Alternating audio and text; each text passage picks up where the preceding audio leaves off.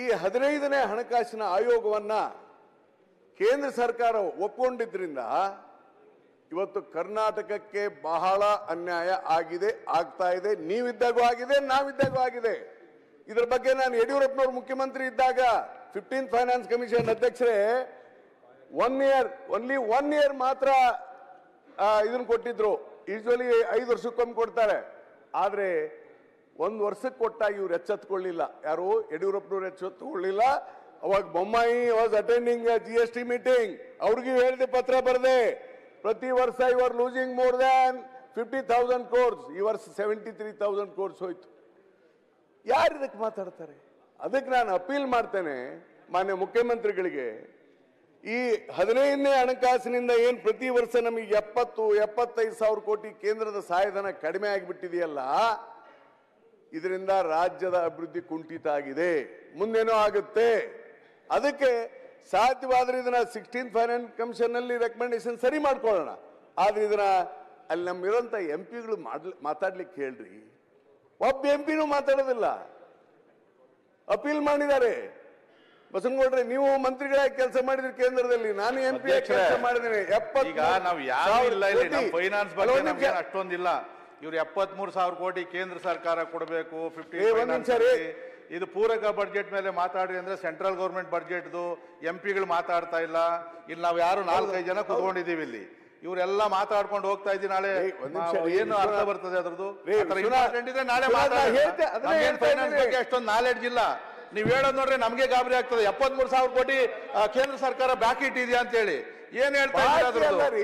ಮತ್ತೆ ನೀವು ಇದ್ರಿಗೆ ಮಾತಾಡಕ್ ಹೋದ್ರೆ ನಮ್ಗೆ ಏನು ತಲೆ ಗೊತ್ತಿಲ್ಲ, ಬುಡ ಗೊತ್ತಿಲ್ಲ. ನಾವು ಪೂರಕ ಬಡ್ಜೆಟ್ ಏನ್ ತಾವು ಮುಖ್ಯಮಂತ್ರಿಗಳು ಮಂಡಿಸಿದ್ರೆ ಅದಕ್ಕೆ ಸಂಬಂಧಪಟ್ಟಂಗೆ ಮಾತಾಡ್ಲಿ. ಅದಕ್ಕೆ ಸಂಬಂಧಪಟ್ಟಿದ್ದಾರೆ, ಅದನ್ನ ಮಾತಾಡ್ರಿ. ಅದು ಬಿಟ್ಟು ನೀವು MP ಮಾತಾಡಿಲ್ಲ. ಕೇಂದ್ರ ಸರ್ಕಾರದಲ್ಲಿ 73,000 ಕೋಟಿ ಕೊಡಬೇಕು. ನಮ್ಗೆ ಆಶ್ಚರ್ಯ ಆಗ್ತದೆ, ಅಷ್ಟೊಂದು ಬಾಕಿ ಇಟ್ಕೊಂಡವ್ರ ನಿರ್ಮಲಾ ಸೀತಾರಾಮನ್ ಅವರು ಅಂತ ಹೇಳಿ. ಇದು ನಮ್ಗೆ ಅರ್ಥ ಆಗಿಲ್ಲ ಅಣ್ಣ. ದಯವಿಟ್ಟು ಆ ತರ ಇದ್ರೆ, ಮಹತ್ವ ಇದ್ರೆ ದಯವಿಟ್ಟು ಅಧ್ಯಕ್ಷರೇ ನಾಳೆ ಚರ್ಚೆ ಮಾಡ್ಲಿ. ಬೇಕಾದ್ರೆ ತಪ್ಪು ಅರ್ಥ ಹೋಗೋದು ಬೇಡ. ಇದು ಯಾಕಂದ್ರೆ ನಾವು ಒಪ್ಪೋದಿಲ್ಲ ಅಣ್ಣ. ಅಧ್ಯಕ್ಷರೇ ಮುಖ್ಯಮಂತ್ರಿಗಳು ಬಿಟ್ಟಿರೋರು 73,000 ಕೋಟಿ ಬಾಕಿ ಇದ್ದಿದ್ರೆ ಮುಖ್ಯಮಂತ್ರಿಗಳು ಬಿಟ್ಟಿರೋರು ಇಷ್ಟೊಂದು ಹರಾಜ್ ಹಾಕಿರೋರು ಅವರು. ನೀವೇನೋ ಮಾತಾಡ್ತಾ ಇದ್ರೆ ನಮಗೂ ಅರ್ಥ ಆಗ್ತಾ ಇಲ್ಲ ಅದ್ರದ್ದು. 1,000 ಕೋಟಿನೂ ಬಿಡೋದಿಲ್ಲ ಅವರು.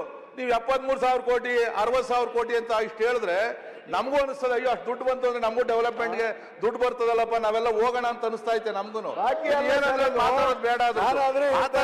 ನಾಳೆ ಮಾತಾಡ್ರಿ ನೀವು. ಬಾಕಿ ಇದೆ ಅಡ್ಡಿ ಮಾಡಿದೀವ? ಎಲ್ಲ ಬಿಲ್ಗಳನ್ನು ಒಪ್ಕೊಂಡಿದೀವಿ ನಾವು. ನೀವು ಈ ತರ 2018-19ರಲ್ಲಿ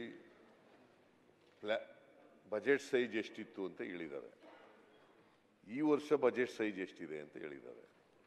ಆ ಬಜೆಟ್ ಸೈಜ್ನಲ್ಲಿ ನಮ್ಗೆ ಇಷ್ಟು ಕರ್ನಾಟಕಕ್ಕೆ ಬರ್ತಾ ಇತ್ತು. ಅದರ ಪ್ರಕಾರ ನಮಗೆ ಬಂದಿದ್ರೆ 1,23,000 ಕೋಟಿ ಬರಬೇಕಾಗಿತ್ತು. ಈಗ ಬರೀ 50,000 ಚಿಲ್ಲರೆ ಕೋಟಿ ಬರ್ತದೆ. ಹಾಗಾಗಿ ನಮಗೆ 73,000 ಕೋಟಿ ನಷ್ಟ ಆಗಿದೆ ಅಂತ ಹೇಳಿದ್ದಾರೆ ಅಷ್ಟೇ.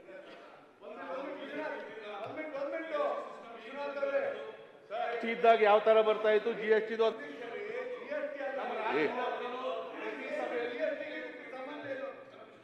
ಭಾಗವಹಿಸ್ತಾರೆ. ಅಲ್ಲೇನ ಮಾತಾಡೋರ 70,000 ಕೋಟಿ ಬರ್ಬೇಕು ನಮ್ಗೆ ಅಂತ ಹೇಳಿ ಮಾತಾಡಿದಾರ? ನೋಟ್ ಮಾಡುವ ಪ್ರತಿ GST ಸಭೆಯಲ್ಲಿ ಚರ್ಚೆ ಆಗ್ತದೆ, ಎಷ್ಟು ಭಾಗ ಬರಬೇಕು ರಾಜ್ಯಕ್ಕೆ ಏನು ಅಂತೇಳಿ ಮಾತಾಡೋರೆ. ನೀವು ಹಳೆಯದಕ್ಕೆ ಅವಾಗ GST ತಗೊಂಡು ಒಂದ್ ನಿಮಿಷ ಈ ಬಜೆಟ್ ಪುಸ್ತಕ ನೋಡಿ. ಬೊಮ್ಮಾಯಿ ಅವ್ರು ಬಂದಿದ್ದು ಹೇಳ್ತೇನೆ. ಒಂದ್ ನಿಮಿಷ ರೀ. ನಾನಲ್ಲ, ನಾಳೆ ಬಂದ್ಮೇಲೆ ಮಾತಾಡ್ರಿ. ಅನುಮತಿ ತಗೊಂಡೆ ಹೋಗಿರೋದು ಬೇರೆ ಮಾತಾಡ್ಕೊಂಡು ತಪ್ಪು ದಾರಿಗೆ ಹಿಡಿಯೋದು ಬೇಡ. ಅದರಲ್ಲಿ MP ಮಾತಾಡಿಲ್ಲ. ಮಾತಾಡ್ರಿ. MP ಯಾರಿಲ್ಲ, ನೀವು ರಾಜ್ಯಸಭೆಯಲ್ಲಿ ಮಾತಾಡ್ರಿ. ಇರೋ MP ಮಾತಾಡ್ಲಿ. ನಾವು ಬೆಂಬಲ ಕೊಡ್ತೀವಿ. ಬರ್ಬೇಕು ಅಂದ್ರೆ ನಾವು ಕೇಳ್ತೀವಿ. ಮಾತಾಡುವಾಗ ಹೇಳ್ರಿ. ಅಧ್ಯಕ್ಷರೇ, ನಾನು ಇದನ್ನು ಸೃಷ್ಟಿ ಮಾಡಿ ಮಾತಾಡ್ತಾ ಇಲ್ಲ. ಅವರು ಈಸ್ ನಾಟ್ ಗಿವಿಂಗ್. ಮುಖ್ಯಮಂತ್ರಿಗಳು ಮಂಡಿಸ್ತಾ ಇದ್ದೀರಿ. ನಾವೇನು ನಮ್ದೇನು ತಕರಾರಿಲ್ಲ ಅದ್ರಲ್ಲಿ. ನಾವು ಒಪ್ಕೊಂತೀವಿ. ಅಂದ್ಬಿಟ್ಟು ನೀವು ಯಾವ್ಯಾವ್ದೋ ಗೊತ್ತಿಲ್ಲದೆ ನೀನ್ ಸುಮ್ಮನೆ ಕೂತ್ಕೋ ಮಾತಾಡ್ತೀವಿ. ನಿನಗೆ ಗೊತ್ತಿಲ್ಲ ಫೈನಾನ್ಸ್ ಸುಮ್ಮನೆ ಗೊತ್ತಿಲ್ಲ ಅಂದ್ರೆ ಕುತ್ಕೊಂಡ್ರೆ ರೇ ನೀವು ಒಬ್ಬನೇ ಬುದ್ಧಿವಂತ ಅನ್ಕೊಂಡ್ರೆ ಗೊತ್ತಿಲ್ಲ ಶಿವಲಿಂಗ ಅವ್ರೆ,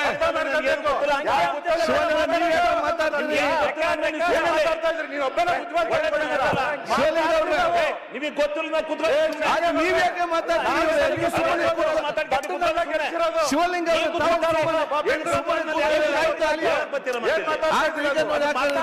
ನೀನೊಬ್ಬನೇ ಬುದ್ಧಿವಂತರನ್ರಿ, ನೀನೊಬ್ಬನೇ ಬುದ್ಧಿವಂತ ಏನು ಮಾಹಿತಿ ಇಲ್ಲ ಕೊಟ್ರೆ ನಾವು ಮಾತಾಡ್ತೀವಿ. ನಾನೇ ಮಾತಾಡ್ತೀನಿ ಫೈನಾನ್ಸ್ ಗೊತ್ತಿಲ್ಲ ಅಂದ್ರೆ ನೀವು ಕಾಪಿ ಕೊಟ್ಟಿದ್ದೀರಿ, ಬಿಲ್ ತಂದಿದ್ದೀರಿ. ಆಯ್ತು, ನೀವು ಚರ್ಚೆ ಮಾಡಬೇಡಿ. ನೋಡಿ ಶಿವಲಿಂಗ ಅವ್ರೆ, ಅವ್ರು ಗೊತ್ತದ ಅವ್ರು ಮಾತು ತಾವ್ಯಾಕೆ ಪ್ರತಿಯೊಂದು ನೋಡಿ ನೀವು ಅವ್ರಿಗೆ ಹೋಗಬೇಡಿ. ಮಾತಾಡ್ತಾ ಇರೋದು ನಾವು ಅವ್ರ ಬಗ್ಗೆ ಅವ್ರಿಗೆ ನೀವು ಮಾತಾಡಿ ಹೋಗ್ತೀರಿ. ಯಾಕೆ ಅವ್ರಿಗೆ ಹೇಳ್ತೀರಿ ನೀವು? ಇದು ಅದೇನೋ ರಾಗಿದ್ ಬಿಟ್ರೆ ಇನ್ನೇನು ಮಾತಾಡ್ತೀರಿ ನೀವು? ಸುಮ್ಮನೆ ಅದಲ್ಲ, ಅಂಕಿಅಂಶ ಇಟ್ಕೊಂಡು ಮಾತಾಡೋದು ಅದ್ರದ್ದು. ಅಧ್ಯಕ್ಷರೇ, ನಾನು ಏನ್ ಮಾತಾಡ್ತಾ ನೀವು ಗೊತ್ತಿಲ್ಲ, ಕೂತ್ಕೊಳ್ಳಿ ಈಗ. ಏನ್ ಮಾತಾಡ್ತಾ ಇದ್ದೀರಾ? ಬೇರೆಯವ್ರ ತರ ನಮ್ಮ ಹತ್ರ ಮಾತಾಡೋಡ್ರಿ, ಅಲ್ಲಿಟ್ಕೋ ಇಟ್ಕೊಂಡು ಹಾಕೋಬೇಡ. ಆ ನೈಸ್ ಡಂಗೂರ ಹೊಡಿತೀನಿ ಅಂತ ಹೇಳಿ ನೈಸ್ ವಿರುದ್ಧ ಮಾತಾಡೋರು ಸುಮ್ಮನೆ ಆಗ್ಬಿಟ್ರಿ ನೀವು. ಎಲ್ಲೋಯ್ತದು? ಏನ್ ನೈಸ್ರಿ? ನೈಸ್ದು ಹಗರಣ ಐತಲ್ರಿ, ಏನ್ ಮಾಡ್ತೀರಿ ನೀವು? ಸರ್ಕಾರ ಇದ್ದಾಗ ಸುಮ್ಮನೆ ಆಗ್ಬಿಟ್ರಿ. ವರದಿ ಕೊಟ್ಟ ಮೇಲೆ ಕೇಳಿದ್ರೆ ಅಲ್ಲೋಗ ಅಲಯನ್ಸ್ ಆದ ಅಂತ ಹೇಳಿದ್ರಿ. ಏನ್ರಿ ಅದ್ ಯಾವ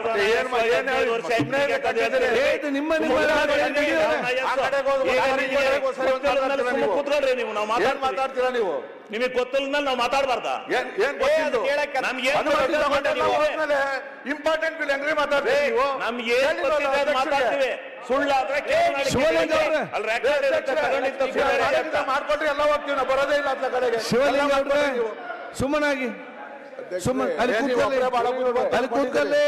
ಅಧ್ಯಕ್ಷರೇ, ಬಸವಂತಪ್ಪ ನಿನ್ಗೆ ನೀವ್ಯಾಕೆ ನಿಲ್ತೀರಿ? ನಿಮ್ಗೇನಾಗಿದೆ? ಸುರೇಶ್ ಕೂತ್ಕೊಳ್ಳಿ. ಶಿವಸು ಅಧ್ಯಕ್ಷರೇ, ನಾನು ಮಂಜು, ಸಿಮೆಂಟ್ ಮಂಜು, ಇದನ್ನ ಸುರೇಶ್ ಮಾಡಿ ಮಾತಾಡ್ತಾ ಇಲ್ಲ, ದಯಮಾಡಿ. ಆಯ್ತು ರಾಯರೆಡ್ಡಿ ಅವರೇ, it's A part of the budget, it's A part of it.